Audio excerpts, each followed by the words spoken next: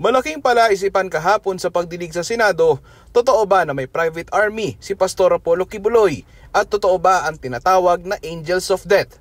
Sabi ng PNP, ginagamit daw ni Quiboloy ang sinasabi umanong Angels of Death para takutin ang mga miyembro na lumalabag.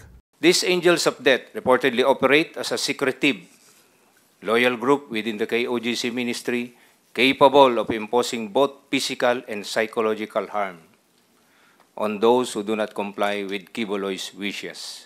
May isang testigo naman ang pumukol ng alegasyon ng pagpatay. Yung mga pagpatay nung 2nd Metro Davao Signal Battalion o yung security department, si Quiboloy ba ang nag-order ng pagpatay sa mga dating KOJC members?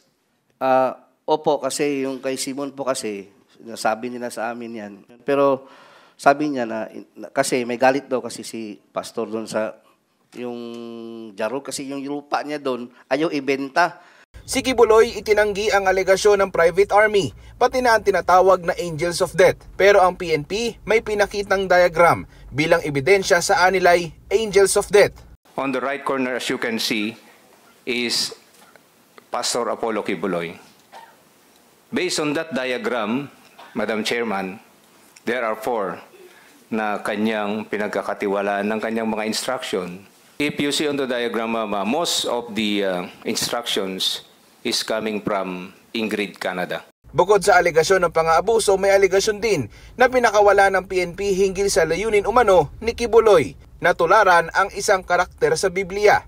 Through his preaching with the inner pastorals, per narrative of the former pastorals, Quiboloy aimed to acquire 1,000 women and anchored on the biblical story of Solomon, king of Israel, who had 700 wives and 300 concubines, believed to have victimized around 200 women already. Currently, PNP identified 68 female personalities of different ages whom were victimized by Quiboloy's sexual exploitation. Daniel Manalastas para sa Pambansang TV sa Bagong Pilipinas.